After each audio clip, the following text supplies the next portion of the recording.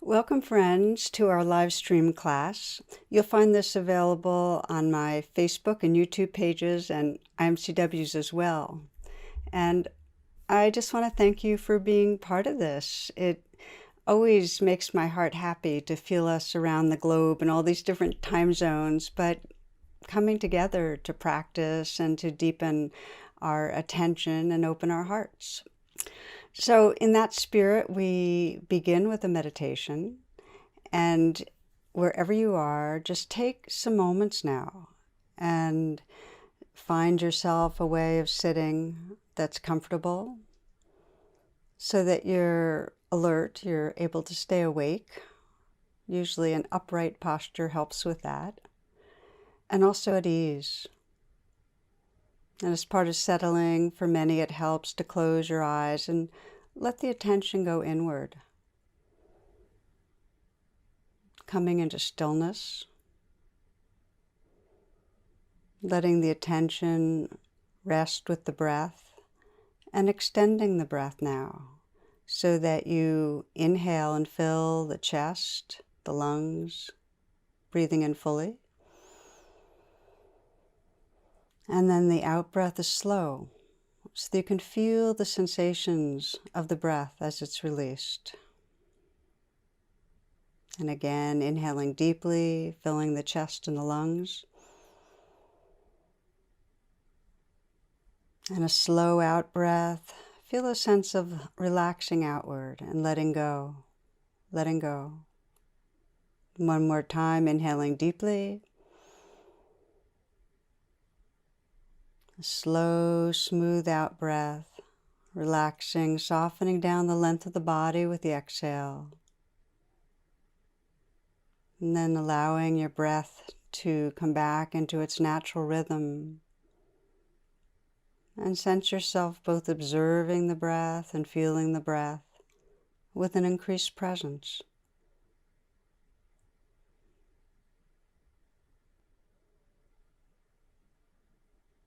And taking these moments to set your intention for practice. That aspiration to regard whatever arises with a kind, allowing attention.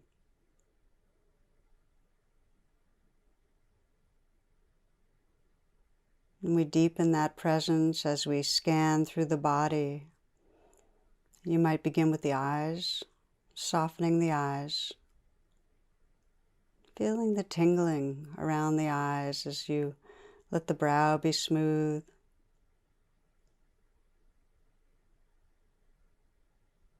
So many micro muscles in that region, and they contract as we're thinking. And as we soften, it helps to wake up from the thoughts. You might bring a slight smile to the lips. That sends a message to the whole nervous system to come into more ease. You might let the tongue fill the lower palate and see if you can relax right down to the root of the tongue.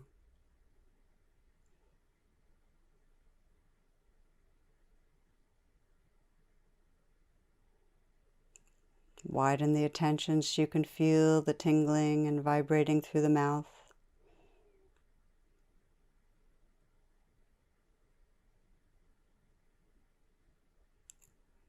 Feel the surface of the skin of the face, scalp and the skull.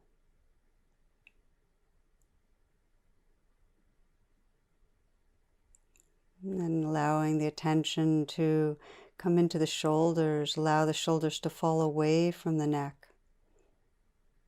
And then feel the shoulders from the inside out. This is an area we typically carry so much tension. No need to try to do anything. Just let whatever tightness you might feel, let it float. Let it relax naturally, dissolve naturally in awareness.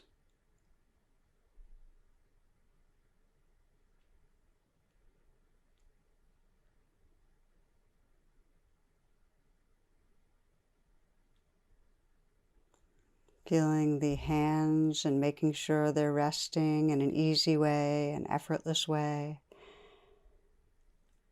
And then softening the hands and softening again and feeling them from the inside out. An intimate, relaxed attention. So just receiving the sensations with awareness.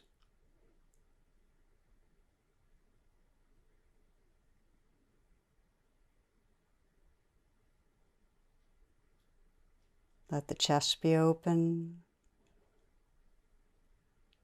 and then allow the attention to settle in the heart area. Again, a receptive, soft, allowing presence, just feeling the life that's here.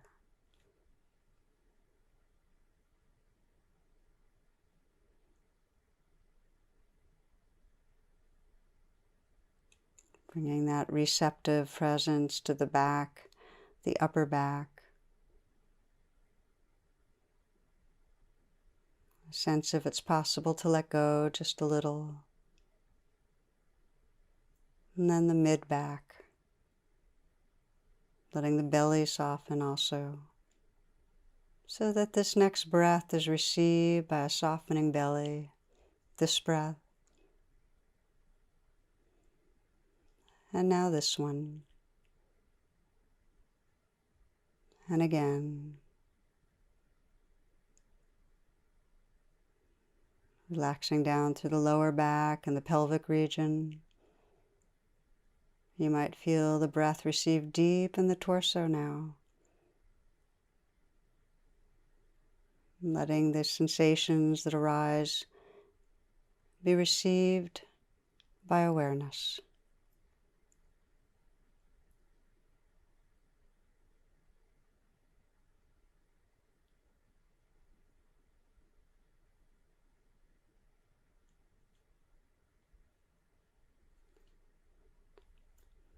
Aware of the legs, the length, the weight, the volume.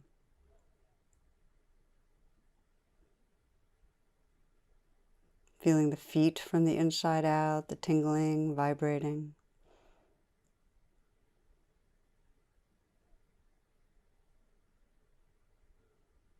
And sensing this whole body all at once, this energy body, this field of sensation.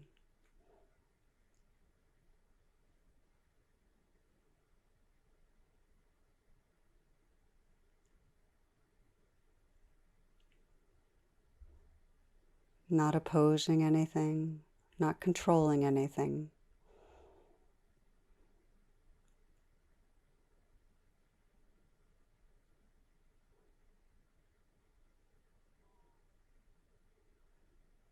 Letting this whole life live through you. Letting this whole life be received in a wakeful space of awareness.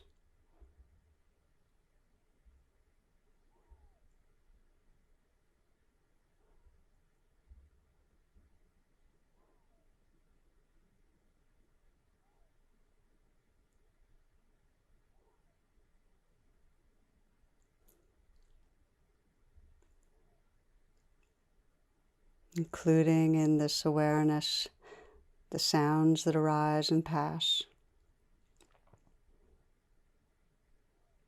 Perhaps the sounds of these words, the close-in sounds in the room.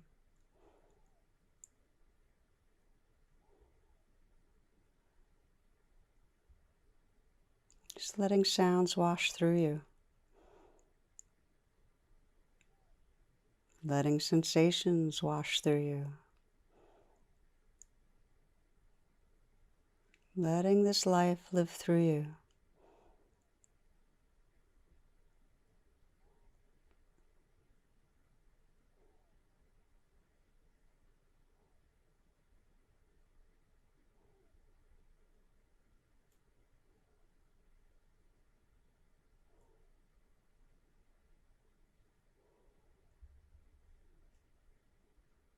And continuing to rest in this receptive, open presence, listening to and feeling the changing life that's here.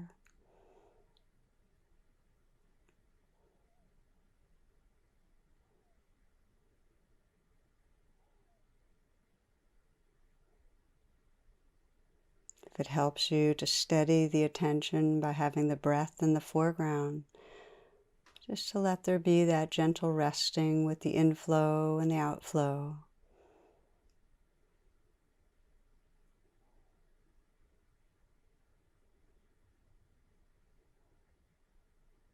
Still aware of the wider field of sensations and sound.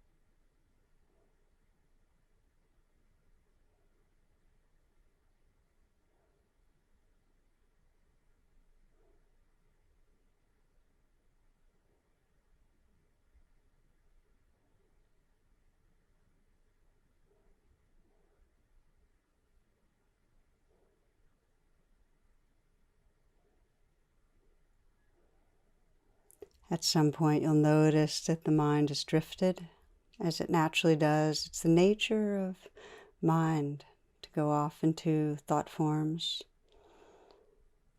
And your pathway home is to simply pause and notice that without any judgment. Notice thinking, and then reopen the attention to the actual sounds that are right here.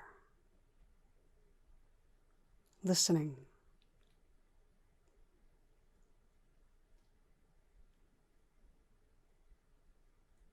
And reopen the senses to the aliveness in the body, perhaps by softening again and loosening a little in the shoulders, softening the hands, and softening the belly, and relaxing the heart.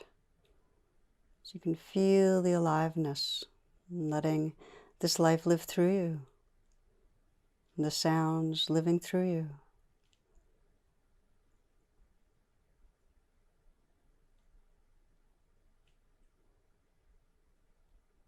And if something is moving through that's difficult, some physical discomfort, some emotional difficulty like fear, anxiety, sorrow, shame, anger,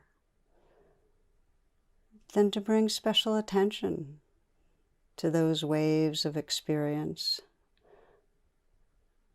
to let your intention be to say yes.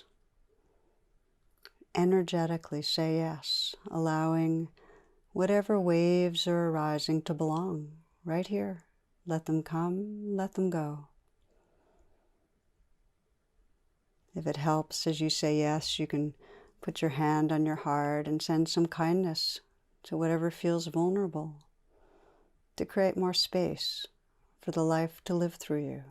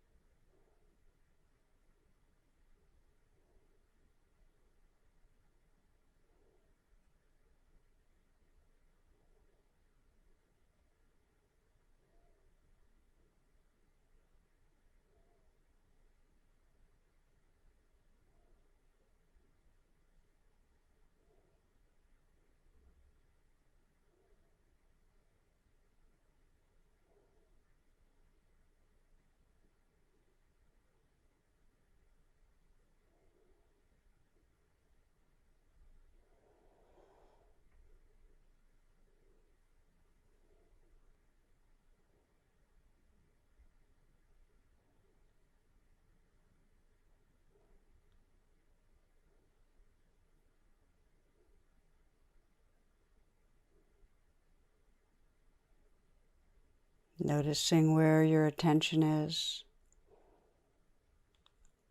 and finding that pathway home back with your senses awake, listening to the sounds that are here.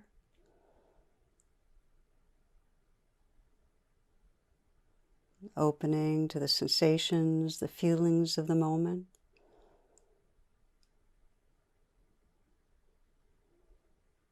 And you might sense if there's anything right now asking for your acceptance. If there's any difficult sensation or emotion that is asking for inclusion. And if there's something there, then again to bring that energetic yes. It could be the word yes, or you might whisper, "This belongs." Or place your hand again on your heart and just send some kindness to whatever is asking for acceptance.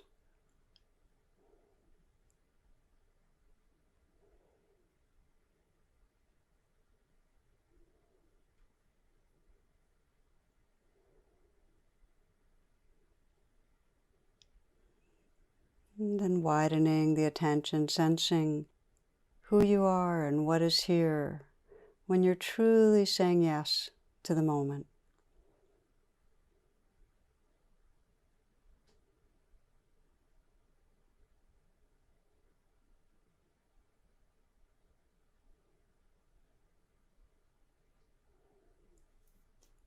We close with a poem by my friend and poet Donna Falls.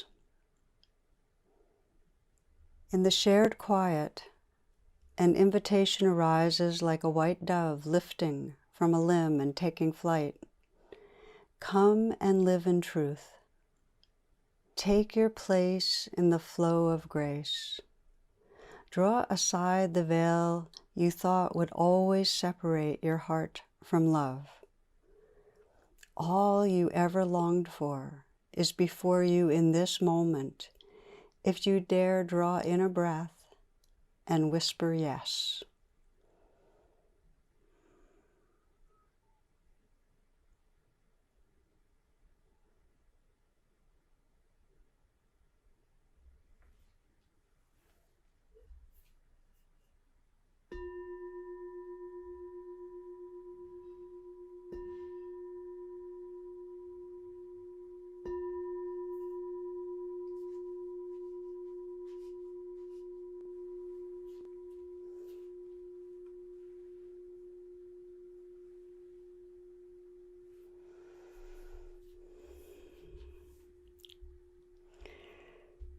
Okay, opening your eyes and sensing you can take in whatever you're seeing, the forms, the light, the images around you, the sounds, taking it in with an awake heart. So there's less compartmentalization of the meditation, more of a flow. And this is a good time also, if you'd like, to mindfully stand, just listening to your body and stretching or moving, however serves. And as you do, this is a time that I'll make a few announcements. As always, I invite you to visit my website, tarabrach.com, for all my virtual offerings. We have a new RAIN course that is out that people are saying they love. So I've been wanting to get that out for a really long time. So I hope you enjoy it. And this Saturday, we have our satsang on December 12th. Again, it's under the events on the homepage, so you might save yourself a spot. Before each of these classes, we have a movement class, and afterwards a discussion group. And the call info is tarabrach.com/class. And the discussion groups will begin right after the talk ends, so you go right to them.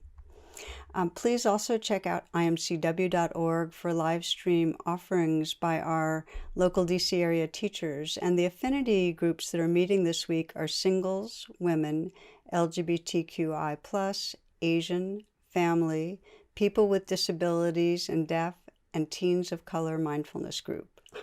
That's a lot. If you have any questions, go on the website. You'll see them all listed. Finally, many of you know there's no charge for these classes, for the talks and the meditations. And what allows us to keep going is your generosity. So dana is the Pali word that has to do with generosity. And your donations really, really help. So I want to thank you in advance for whatever you can offer for this one. We suggest 10, and those that can afford more, that's fantastic, because that helps for those that can't. And as you know, if you are strained and stretched in any way, you're welcome no matter what. And the links for Dana can be found in the description. Okay, friends, we'll take a short pause and then begin the talk.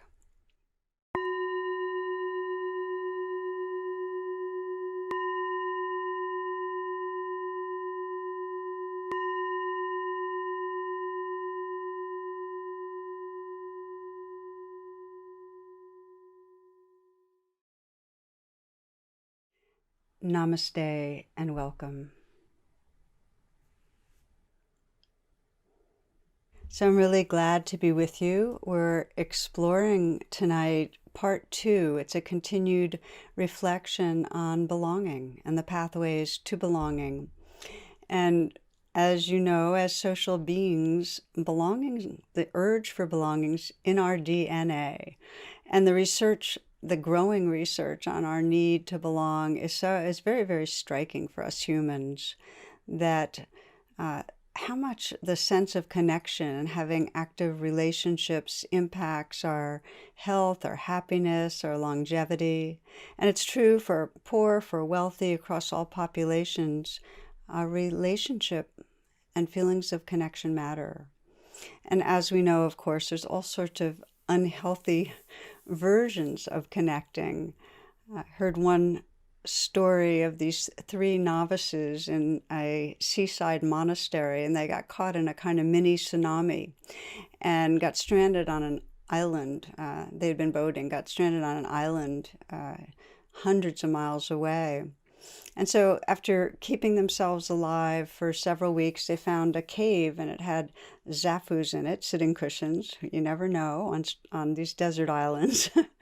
And they sat down, and the spirit of the cave began communicating in an echoing voice, saying, you found your way to the feng shui spot on the island, and you've properly assumed zazen. I will grant you 3 wishes. And so the first one of the novices says, well, my wish is to return to the monastery. And whoosh, he disappeared. He was gone. And the second said, I also want to return to the monastery. I want to learn at the feet of my beloved abbot. Swoosh, he was gone too. And the third said, these friends have been my sangha, my community. I miss them and I want them back. Whoosh. So, as you know, when we don't have a secure sense of belonging, we develop either it's unhealthy attachments, or it's kind of like codependence and the like, or we move more towards avoidance, where there's some aversiveness towards others, and we either push away or we withdraw ourselves.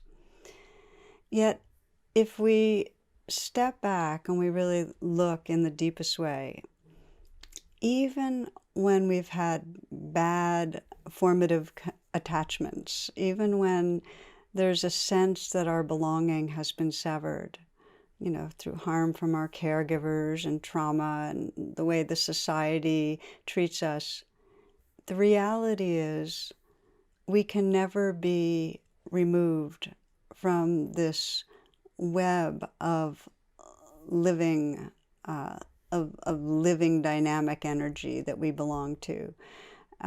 The reality is our living forms are inextricably embedded in this natural world. I read an interesting article in the New York Times. This is research that's been done in deep forests, and how there are fungal threads that are connecting all the trees and all the different, even trees of different species throughout the forest. And they're responsible for communication between the trees and a flow of nutrients, often from the older trees to the younger trees. We are made of and embedded in this living world. You know, our deepest nature is that basic aliveness and awareness and love that really gives rise to this world. So we're reflecting on belonging, and the gift when we intuit and trust our innate belonging is a very profound sense of peace. You know, when we belong, when there's that sense of oneness or connection, there's nothing out there that threatens us. Everything's part of our hearts. And for me, the best words that describe belonging are feeling totally at home. You know, at home for me with my inner life and the world. There's a sense of being part of the living world, part of a presence that's larger than our small self, and also one with that larger presence. So we're holding the world in our heart. Now, some of you may be listening right now, and what I'm saying sounds abstract, you know, just otherworldly. And yet, most of you have had tastes of true belonging. You might not have had conscious tastes because we tend to kind of skim over those moments and refixate on fears really quickly. Yet, we couldn't long to belong unless we had some taste of it. So you might sense when you've had tastes. You know, for many of us, it's when our minds do quiet down. It doesn't happen often, but it can happen. We get perhaps there's a sense of belonging when there's that upsurge or wave of loving for a dear one. It could be outside, that wonder at the stars, or gratitude when someone's kind. You know, maybe a feeling of care or compassion when there's someone who's hurting. Or maybe for you, belonging happens. You get into flow when your body feels fully alive, when you're moving in water or biking, gliding downhill, making love. For some, it's really in meditating. Just we get quiet enough and relax with the breath, and there's a sense of oneness. The basic experience is that it feels good. There's a sense of flow, safety, at home. It feels good. So let me ask you to reflect. Just take a moment. You've been listening to a lot of words. Pause and come right here. And I invite you to scan and sense where you had some taste of belonging, of that feeling at home. And it might have been in nature or with another person or with your inner life, but a taste.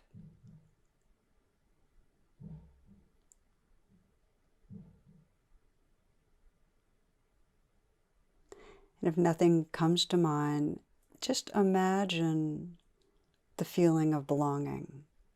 Imagine what you'd like to feel, what you imagine belonging to feel like.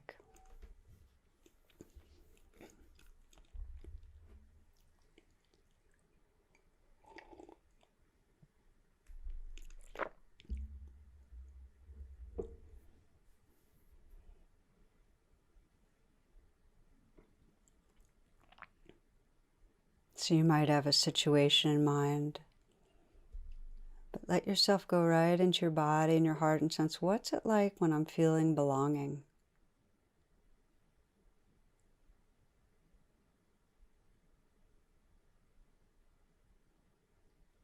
What are the basic ingredients of feeling belonging? What has to be part of the experience for it to happen?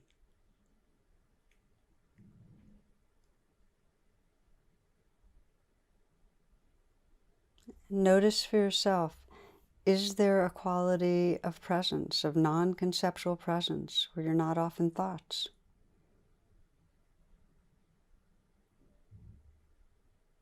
Is there a sense of embodiment where you're actually feeling alive in your body?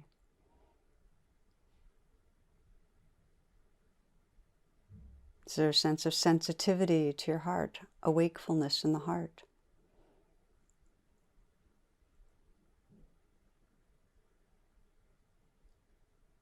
If you want to, you can open your eyes. We'll continue exploring this, or you can listen and just be internal. One of the key features of moments of belonging, and this makes intuitive sense, is that we're not focused or fixated on a separate self.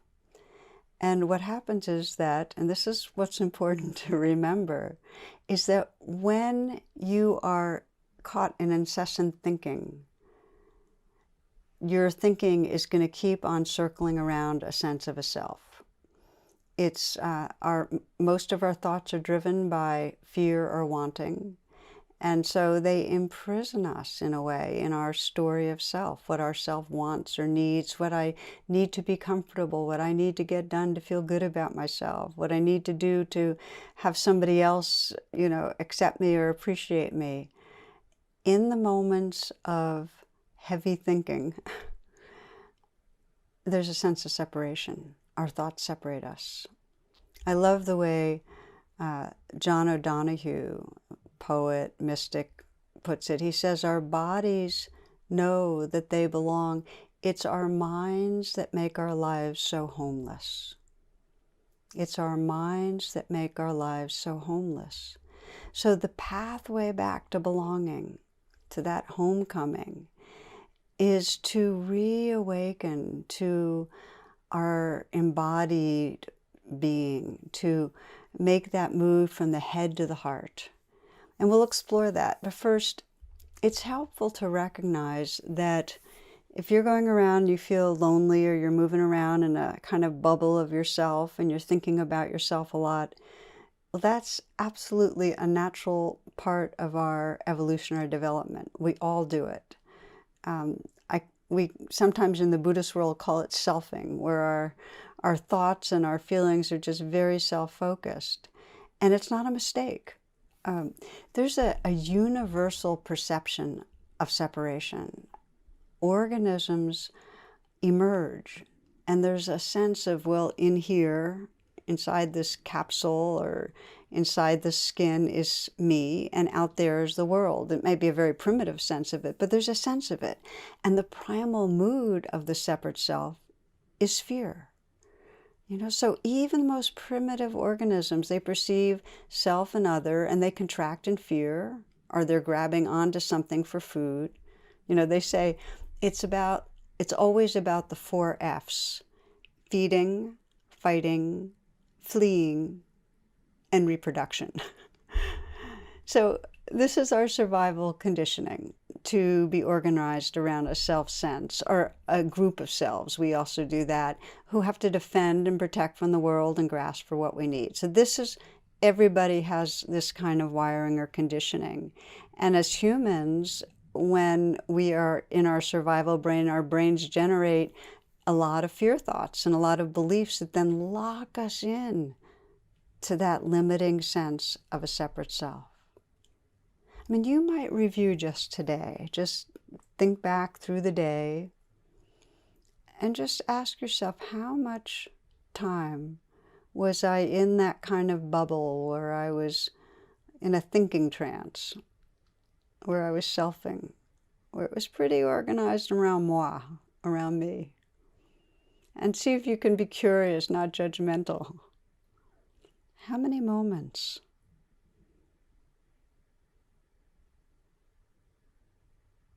And if you investigate those moments, if you actually were in them and you paused, you'd find that that bubble was characterized by some level of anxiety, that around the corner something bad can happen. That's selfing. So in Buddhism, dukkha, which sometimes is described as suffering, it's dissatisfaction. It's always wanting life different. It's always kind of in some way grasping on to what's next or pushing away something. It all arises out of that perception of a separate self that has to defend itself, and it has to enlarge itself and protect itself. So this feeling of separation from the survival brain can either be healed, in other words, we can come to really trust our belonging, or it can be exacerbated. And it all depends on the quality of the relational field that we're operating in. If you had caretakers that were really attuned, really understanding, really loving, you're going to be living with more of a trust of your innate belonging. If you had caretakers who were neglectful, abusive, and it's always a spectrum, there's going to be a lot of mistrust about belonging. If you have the habit of relating to your inner life with presence and care and clarity, there's going to be more belonging. If you have the habit of relating to your inner life with judgment and aversion, there's going to be less of a feeling of belonging. And then on a societal level, if you're in a society that's relatively just and compassionate, that's going to help to nourish belonging. If you're in a society like most of us with a caste system, in the United States, a very toxic racial caste system, a system that violates and opposes and excludes non-dominant populations, everybody has some severed belonging. You might belong to a small in-group, but that's not true belonging. That's not the belonging that brings peace and freedom. So it's not hard to see on a societal level that in the seasons when there's more of a felt sense of dividedness, there's more suffering, more anger, animosity, fear, and violence. But current times notwithstanding, the good news, and this is from both science and the mystics, if you look at the overall trajectory of our species, we are evolving, and we're evolving towards an increased sense of our relatedness. We're evolving past just kin relationships. It's been over the last 20,000 years in a very distinctive way becoming more pro-social. And it's noted that collaboration is the key feature that, it's a key factor for our success as a species. And that includes being able to communicate, being able to co-create with others. It includes compassion and empathy and care. And in the deepest way, this dedication to working for the well-being of all of us. This is our potential. This is our evolutionary potential. And the tool that facilitates that potential is meditation. So the remainder of this reflection is, how can meditation, our evolutionary tool, really help us to move from feelings of separation, of loneliness, of selfing, to a true sense of belonging that's really all-inclusive, and where we're belonging to our inner life, to each other, to awareness. So we'll look at two key pathways. And the first of the two pathways to belonging is by paying attention to the vulnerability that's here, to the expression of suffering that comes from not belonging. And the second pathway is by deliberately paying attention to goodness, to love, awareness. Now, each serves the same end, which is each way of paying attention helps us to wake up from that bubble of selfness and experience our embeddedness, our belonging, experience the world as part of us. Okay, so the first pathway to belonging.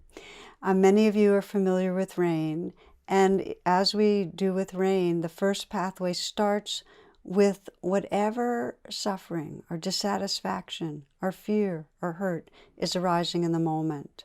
And it may be it's arising because of what's happening in our society or because of our history or own biography with our caregivers. But we just start with what's arising, and we learn to move from the cycling thoughts that keep us locked in trance into our body and our heart. And I'll give you an example of this first pathway to belonging, something that I thought I'd share from my own life. I think it was 2012. I was part of a mixed race group that met for several years of meditators, and the purpose of the group was we wanted to really understand, what is life like for you? What was life like for somebody that was different from ourselves? And there was very beautiful open sharing those first few months. I remember listening to those from non-dominant populations, kind of violations, the daily violations and the historical violations. One Black woman sharing a childhood experience of witnessing her father's humiliation when he was pulled over and disrespected by police for no reason. And a Black mother speaking about her fears that were very current for her teenage son when he was, anytime he'd go out at night. So there was this growing intimacy in the group for many. And yet for me, as a white woman, I had lived my life in a mostly white bubble, and I felt incredibly stilted and self-conscious, and I was always afraid of making some insensitive misstep. And I remember after one meeting that we had had at my house, it was a day long, I was really disturbed, and I had been sitting with this weighty, crushing sense of the centuries of trauma perpetuated by white people, and then the daily violations that my friends were telling me about. And I could witness myself through that day in the group feeling kind of defensive about my whiteness, but even more guilty about it, and wanting to prove myself as a good ally, to the people of color in the group. This is all the stuff of white fragility. So this was my separate self doing a lot of selfing and a lot of negative talk. So I, after the meeting, decided to do some rain to see if I could really kind of come home some to myself. So I went from all that busy circling mind of thoughts, and I connected into my body, and it was just a very distinctive felt sense of shame. I felt like a bad person. I mean, the belief was I'm part of the problem and I'm not doing enough to help. And as I investigated with rain, as we do, I could feel in my body that sense of powerlessness and despair and deep sense of separation. And as I opened to that, there was a real, very tender longing to belong. It was like this voice in there saying, please, I want to just love and be loved. Let me be connected. And with that, something broke open. And it broke open into the purest, deepest grieving. This heartbrokenness for all the suffering that comes from making fellow humans the other. And my mind just filled with the images of lynchings. That was just the big one just coming through. And the other was children being taken from enslaved parents, families being split up. And just the dehumanizing and keeping down of Black people I knew and cared about. So I grieved. I grieved for us from the dominant race, how our hearts, my heart, had gone through all these decades, numbed and dulled and defended. I was taking part in a system that violates fellow beings, and just how many of us, myself included, live in this artificially divided and confined world, how much we lose out on. I grieved, and then I quieted. And many of you know, with after the rain, after you do the steps of investigating and nurturing, because of course I was quite kind with the grieving, after the rain is when we really sense the quality of presence that has emerged. And there's a lot of wisdom and insight can come in those moments. And what came to me was, I just felt like this kind of ocean, this presence, and I could sense all the waves of conditioning from my identification with the dominant group, with being white. But there wasn't a bad self. There was just that conditioning. It was harmful conditioning to feel superior, to keep others down. So I could open to the searing pain of that conditioning, but not take it personally. That was the gift of After the Rain. So with this shift from guilt, because I started out as a guilty self, to brokenheartedness and open-heartedness, that was what enabled me in the months that followed to really become intimate with the others in the group. I could belong because I wasn't protecting a bad self. Now, that's not the end of the story, because white fragility is very slippery and it takes a lot of attention. So in these last years, I've been in different white awareness groups. I've done, with buddies, I've explored things. And it's a process of over and over again naming and feeling the conditioning of white supremacy and letting our hearts break open, so that it's not a matter of personal badness, it's just a matter of caring deeply. And it's super uncomfortable, but it has felt crucial to do this with other friends so that I can over and over again sense the very real conditioning that perpetuates suffering, not take it personally, but then be able to respond more. So I share this because that's my prayer, is that if I can let myself have my heart break, then I'll really be part of the repairing. But I share this with you because it was so clearly a pathway back to belonging, to come out of all the thoughts about bad personhood, come into my body, open to the real suffering in a way that I could grieve, and then realize it's not personal badness. It's conditioning, and we have to feel the pain of it in order to respond in a way that's helpful.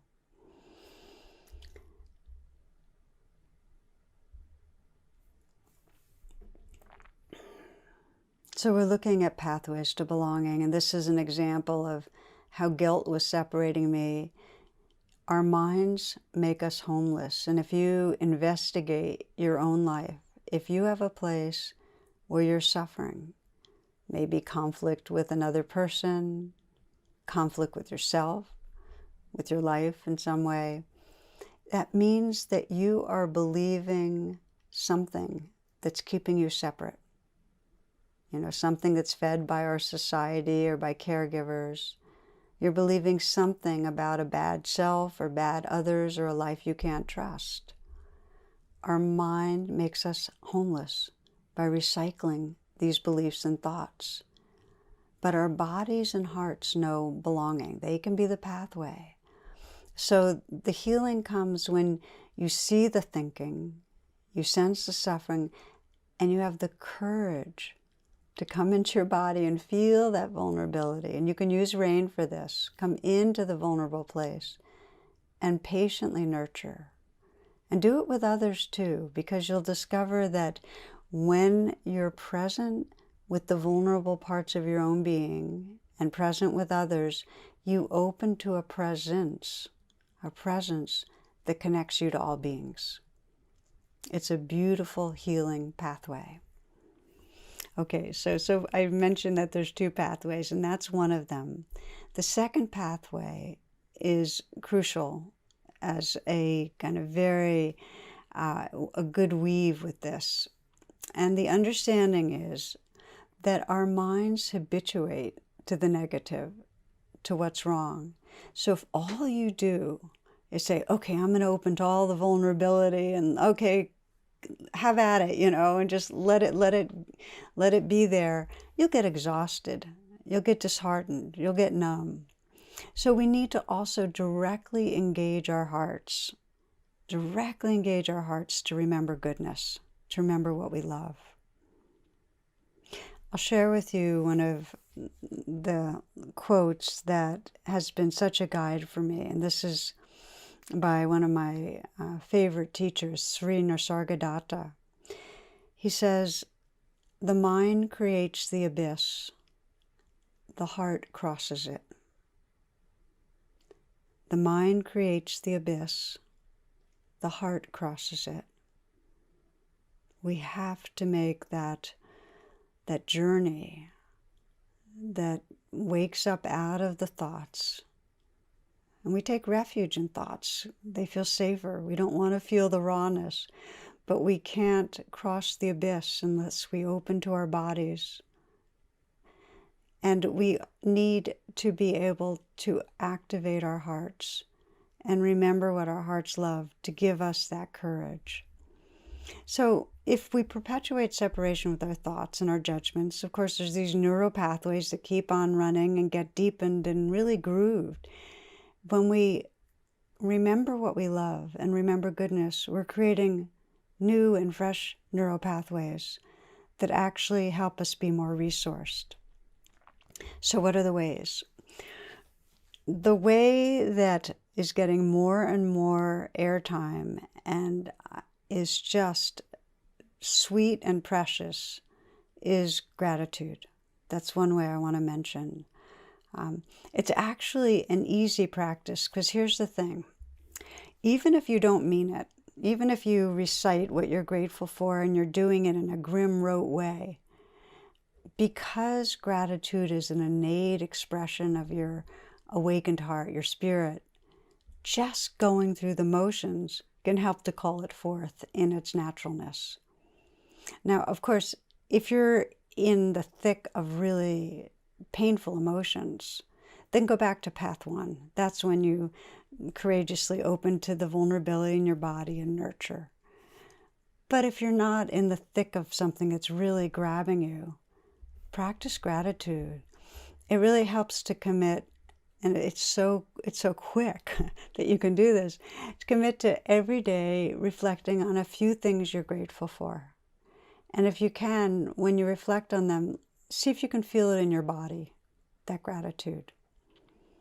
Jonathan and I have a few rituals that we've developed over the years, and one of them now is that before we go to sleep, we just name a few things about the day we're grateful for. And then I failed to mention that Jonathan is my partner. And then in the mornings, we have a couple of mornings a week that are our meditation together mornings. And we start with gratitude. After we've sat silently, we say what we're grateful for. Wherever you are, you can find somebody to email with. Just say at the end of the day, you don't have to write anything else but just the 3 things you're grateful for. Keeps you accountable. And of course, it really becomes a sweeter life when in your texts or emails, you just keep on tossing in appreciation and gratitude. It really softens and opens the heart. So that's one way. The other way is a metta practice, a loving kindness practice, which means any way of attending that really warms and opens your heart, where you can reflect on goodness, your own, another person's, and then you offer a blessing of some sort. In the classic practice, there's some sets of phrases, but you can customize however you'd like. So I'll share one of the ways that I've customized for myself. And I feel like I've shared this with some of you before. And it's really a fun way of metta. And it started a few years ago. It was this time of year in the fall. And I was walking by the river, as I do almost daily. And I heard really loud resounding shots, and I knew right away it was hunters shooting geese. I immediately teared up because I spent so much time hanging out with flocks of geese by the shoreline, and I see their babies in the spring, and all the ducks. I just have such a good time just kind of watching them and being with them. And so I whispered, I was right at that point watching some geese that were quite near me. And so I looked at them and I said, we are friends. And I knew it was true. I mean, not on the projecting, there's a different level of sentience for them, but just this warm feeling of connection. There's some caring. It's in the universe. I felt a connection and friendliness. And my dog Katie was sitting next to me, so I looked at her and said, we are friends. And of course, that one's easy. I could feel that right away. And then we have a lot of these huge sycamores leaning over the river, and I was looking at one of them, we are friends, and felt that. Cardinal landed in a branch, we are friends. Other people walked by at one point, and I just reflected, we are friends. And I realized as the entire world was there in my heart that just this reflection of we are friends, when I really wake that up, I just knew I could never be alone. Never be alone. So since that time on the river, especially when I feel a sense of separateness, I just start doing it. And like I've mentioned before, it can be rote, but then there's something that sweetens things and it really comes alive. And now often on online gatherings, especially if there's gallery view and I have some time to look at people, I love the reflection of seeing somebody and mentally vibing, we are friends, and then feeling my heart warm up. So another example that I'll share with you, I have one friend told me about this for him. So, as many of you know, Martin Buber describes I, thou, and that the I-it relationship is self to an object that's separate. But when you're relating I, thou, so I look at you and I see you in the eyes and I say I, and I think of you as thou, like we are friends, there's a spiritual heart space that opens up, and there's a sense of really honoring and cherishing that sacred essence that's living through all of us. It's a lot like the word namaste, and the way in Asia people will go namaste, and it means I see the divine in you, thou. So back to my friend, he said that he would walk through the streets of Washington and he'd see somebody, especially somebody that looked different from him, that he knew that he had some, kind of an overlay of, oh, you're a stranger, you're different. He would just mentally whisper thou and feel a tenderness and an honoring that's quite beautiful. And so I'm mostly inviting you to experiment with ways of breaking through that bubble of separation, and it becomes kind of an adventure where you feel like you're moving through the world, and it's like any situation with anybody, whether online or in person, there's the possibility of, I mentioned those tendrils and fibers of fungus, of sensing our invisible connection and waking it up. So tonight, it's two pathways to belonging I really wanted to emphasize. And the first, moving from the head to the heart and opening to the vulnerability that's here, and nurturing, and then helps us to see who we really are and the presence that connects us. And then the other is directly cultivating that heart that sees goodness. And to honor that the deep challenge is we often sense, and this is a conditioning that's in all of us, that we're separate and not okay. And I'd like to share just a brief story that many find has kind of been helpful in working with that. So about 15 years ago, my friend Luisa Montero Diaz, who's a fellow teacher and a beloved one in my life, we went out looking for a Buddha statue for our DC meditation community. And we found one. It was kind of this androgynous Buddha. It had both masculine and feminine qualities, wise, loving. Put it on the altar at the Wednesday night class that we had until recently with the pandemic in Bethesda, Maryland. Well, the first night that the statue was there, after class, I saw a group of people kind of looking at it, and they were standing in front of the statue, and they were all kind of leaning to the left. And then someone pulled me over and pointed out that the Buddha, our beautiful Buddha that we had gotten for our community, had been in a caste that was imperfect. And the Buddha itself was leaning to the right, but it became a really valuable message to our community. Some of us jokingly called ourselves the Sangha of the Leaning Buddha, just to relax around imperfection. It's just the casting, the conditioning. It's not who we are.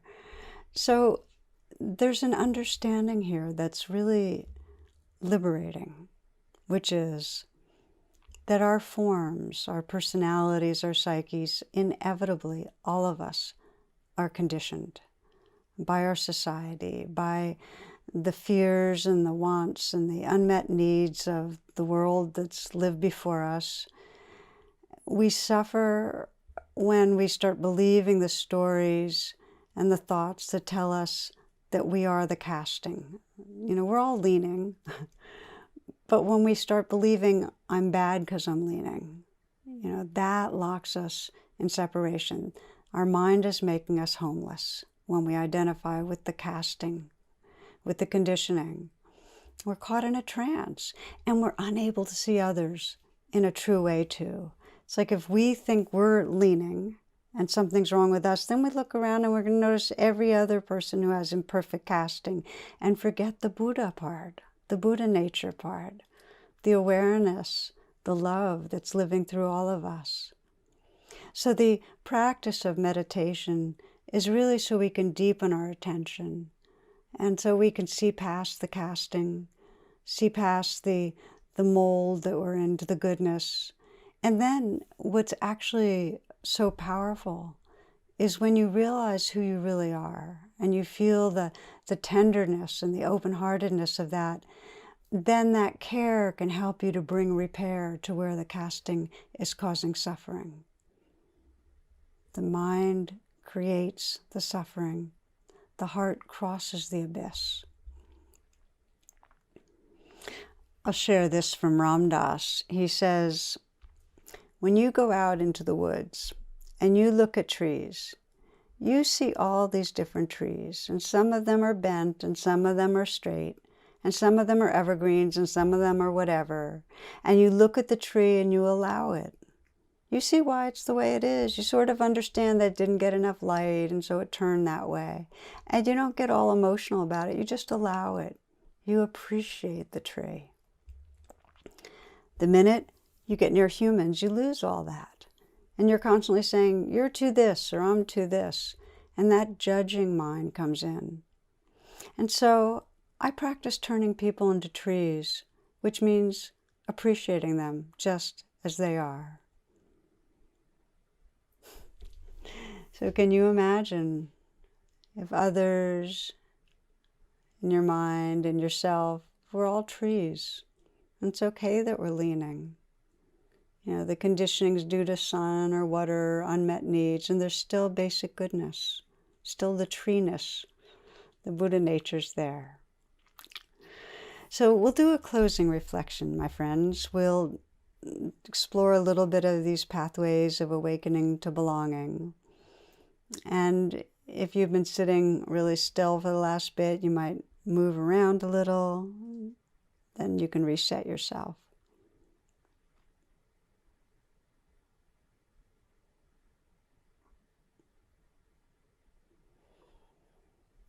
So feel this as a pause and an invitation to bring your curiosity and your care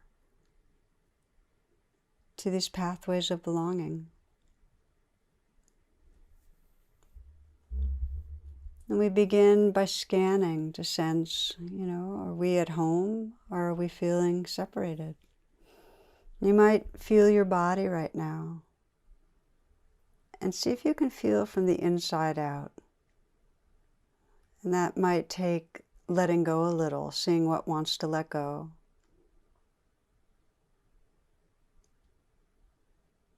That might take softening the belly and letting the breath receive deep in the torso.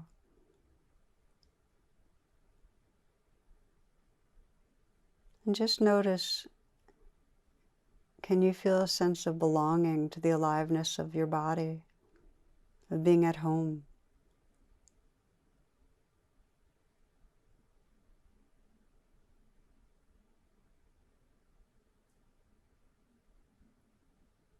Can you let whatever feels a little difficult belong? Let it be a wave in the ocean.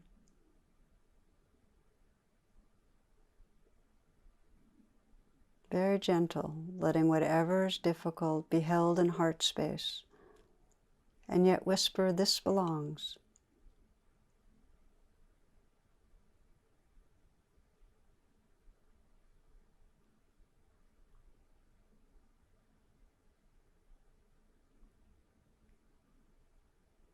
In a similar way, scanning your mood, whatever emotions here,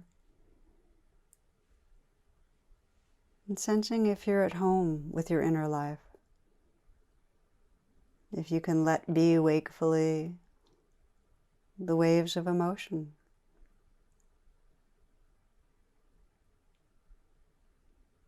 And if there's a sense of something's blocked, something feels not okay, in the similar way, let that be all right. Let it belong. Even the feeling of not okay, this belongs.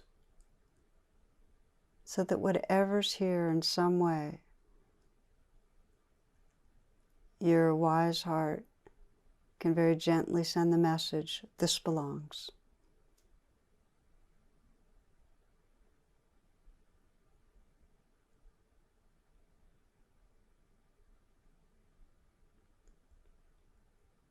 Bringing someone in your life to mind that's important to you. And sense if you're feeling belonging with that person. If you're feeling a quality of togetherness at home with.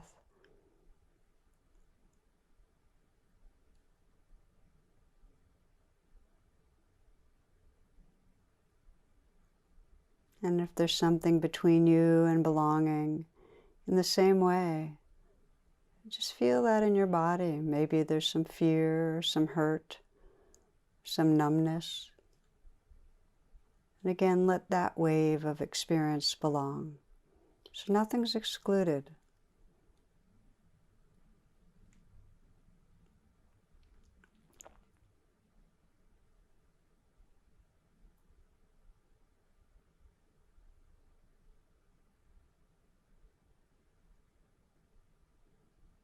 And sense as you've been exploring sensations, moods, your experience with others, sense in the background that awareness that's always here, witnessing and aware and awake.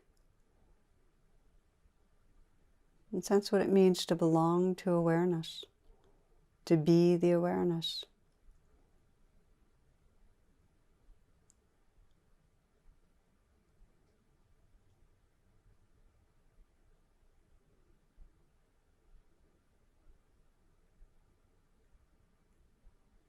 Sensing that tender presence that's beyond any conditioning, that which is awake, open, sensitive.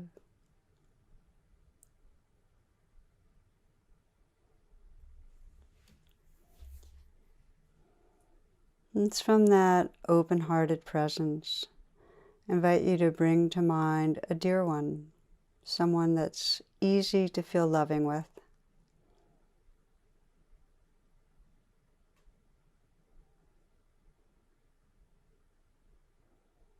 And just sense that being, sense your connection. If you see their eyes, what they're expressing when they're happy, what they look like when they're loving you. And mentally whisper their name and say, we are friends.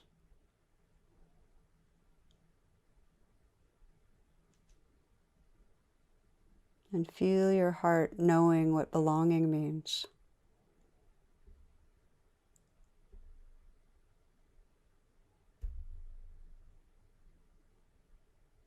Then pick someone else that's perhaps not as close, but somebody in your circles.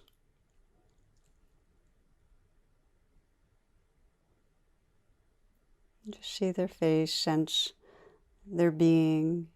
And again, we are friends. Or if you'd like to explore thou, just saying thou. Again, sense the felt experience of belonging.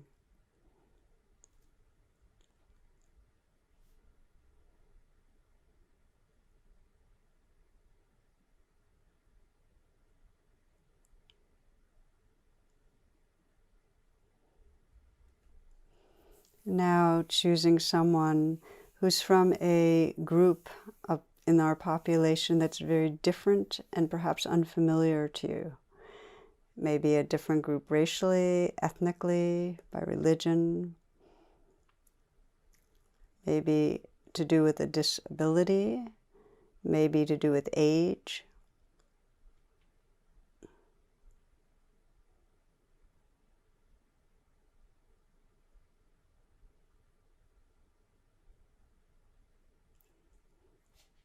Bringing someone to mind, seeing the image of that person, and mentally whispering, we are friends.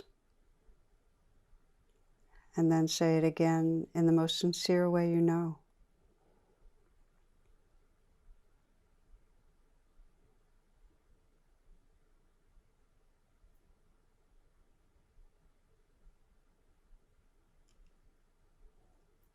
Bringing to mind an animal, any animal that comes to mind.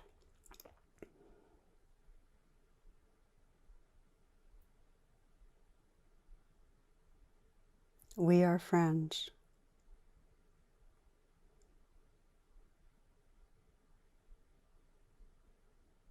Sense the realness of that. And then perhaps a tree that you're familiar with.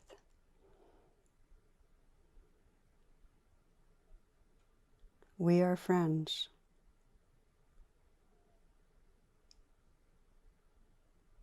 Letting your heart space be wide open in all directions, feeling the earth, our mother, in your lap, all beings in your heart. We are friends.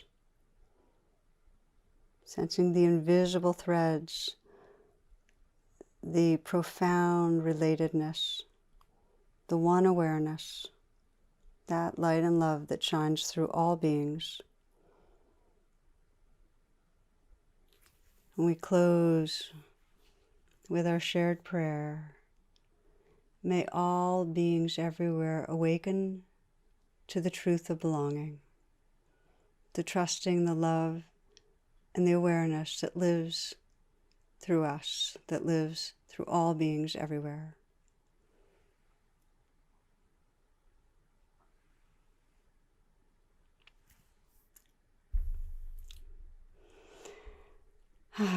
Namaste, my friends. I'm feeling you in the field and sending you so much love, so many blessings. As mentioned, there's a discussion group right after you would like to join it. And otherwise, I'll look forward to being with you next week. Thank you so much.